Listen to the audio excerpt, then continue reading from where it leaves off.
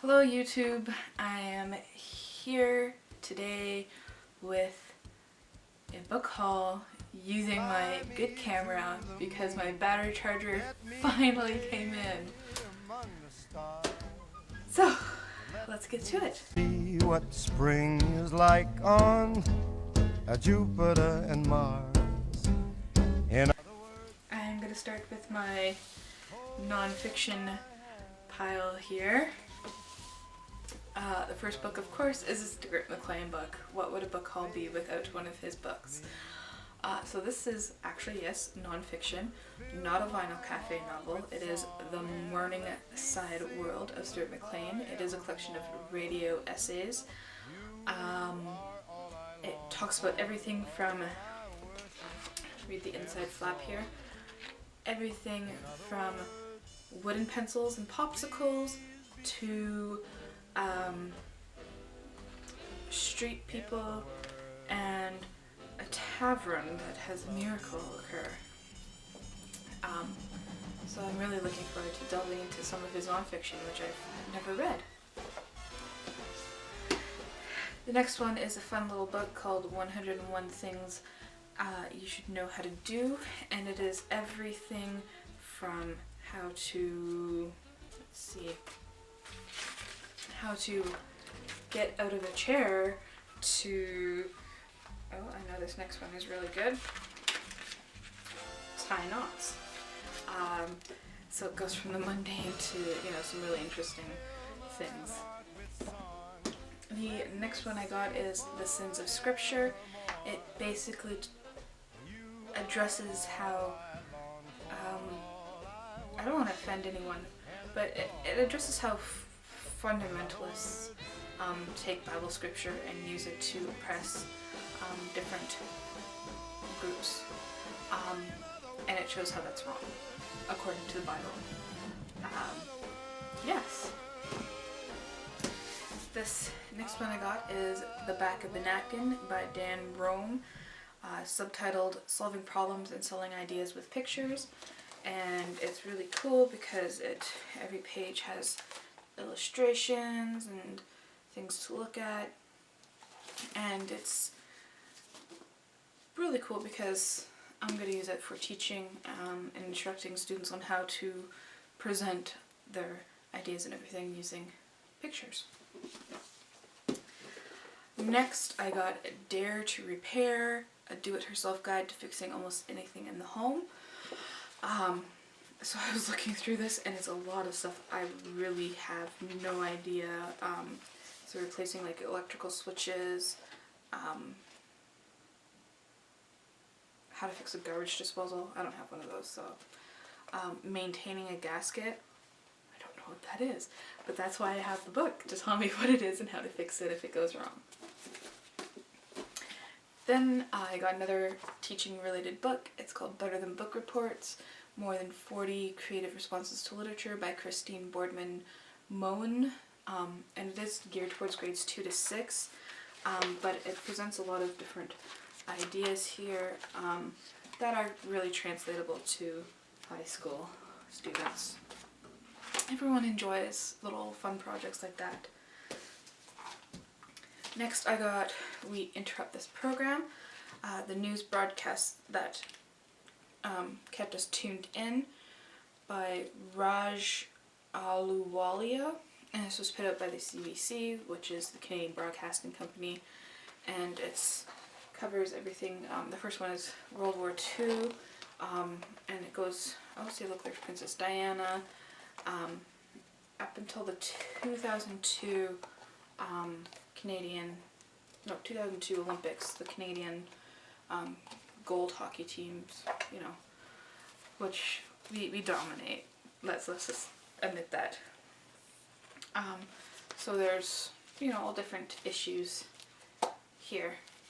I got it used, so it says it comes with these CDs, but they're not in the book, unfortunately. But it's still cool to look at and use as a resource. Next, I'm going to show you my two classics. It's really hard for me to find classics because I own a lot. So I did get Little Woman by Louisa May Alcott. I do have a copy of this, but it is abridged. So I got this really nice Penguins edition. Premier Classics. Not Penguin. Sorry, I'm so used to everything being Penguin. Yes. It's Little Woman. You know what it's about. Then I got this Penguin. This was the Penguin, see? Custom editions, The Western World. I thought it was really interesting because I just saw black spine and then, okay, there's the price tag there, but oh, what's this about? And it basically takes like 10 pages and gives the basic writings of certain people. So we have like 10 pages per topic, kind of. It's hard to describe. So it takes 10 pages, or 5 pages here actually, just to talk about Adam, Eve, and the fall. Talk about some works by Homer, Aristotle, we have Plato, St. Augustine, we even have Confucius and the Quran, so tons of different historical nonfiction books condensed and presented for easier reads than reading the whole big chunk of it. Then I got a graphic novel.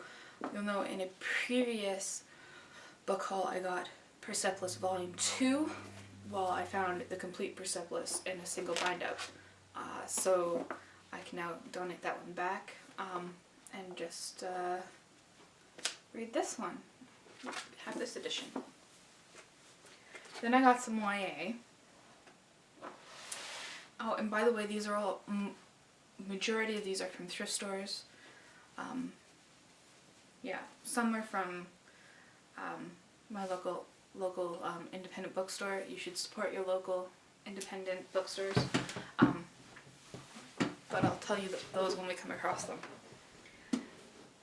So, I got Sarah Dessen Lock and Key. I've just been devouring Sarah Dessen books lately. They're just so reliable and easy to read, and you know what you're getting when you read Sarah Dessen, so that's good.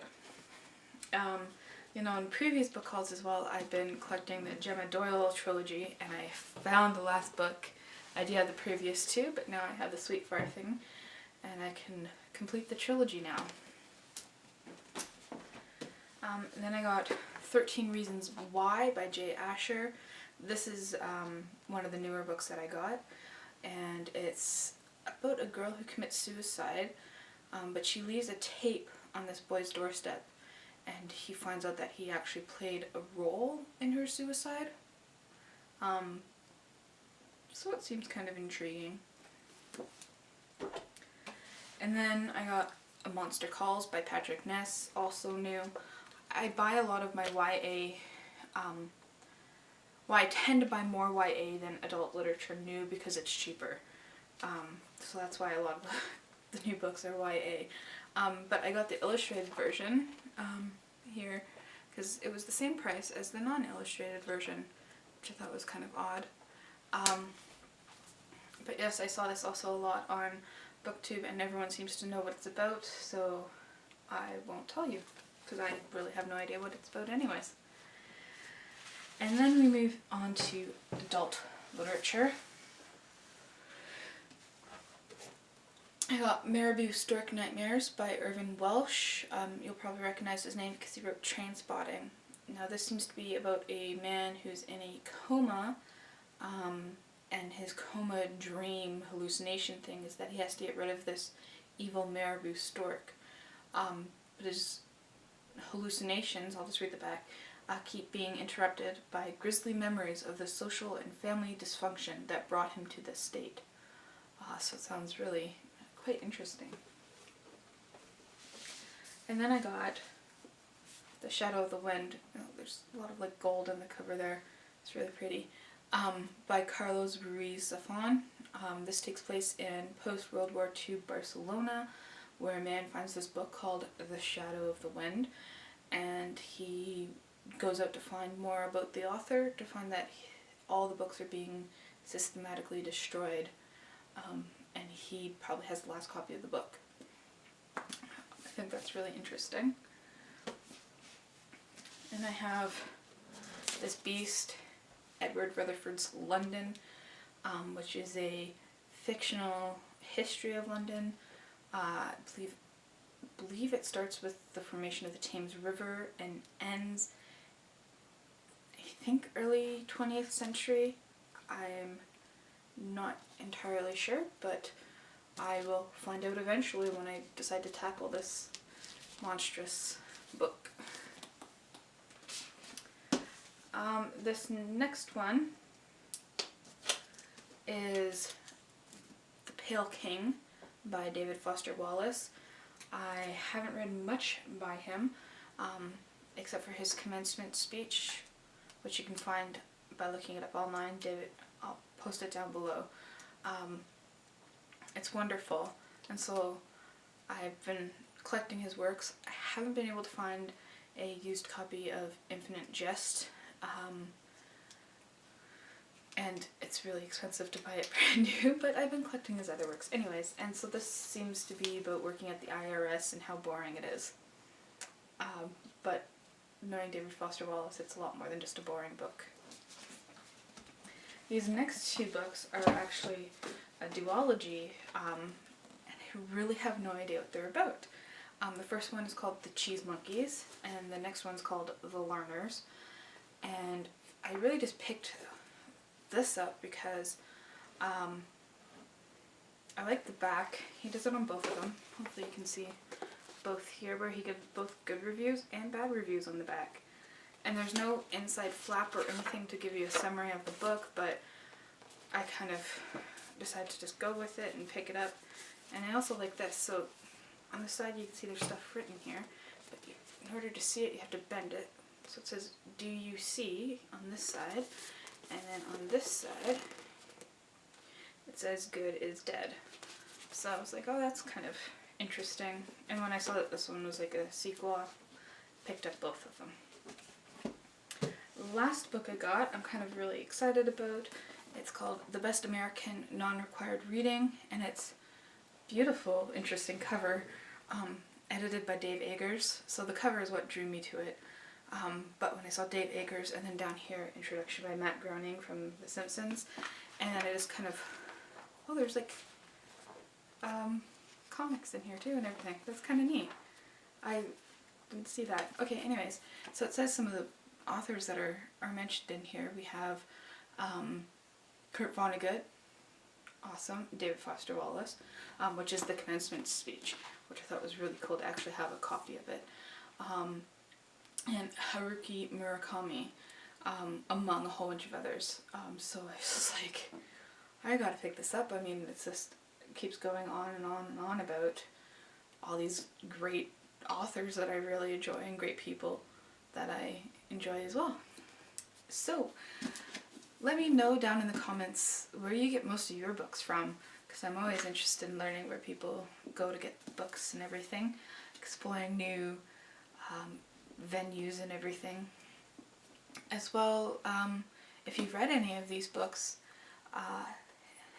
especially anything by David Foster Wallace, I really want to start reading some of his works. Perhaps I'll get to them in March. So I do plan on doing a whole bunch of videos now that I have my good camera and it has a fully charged battery. So that's it.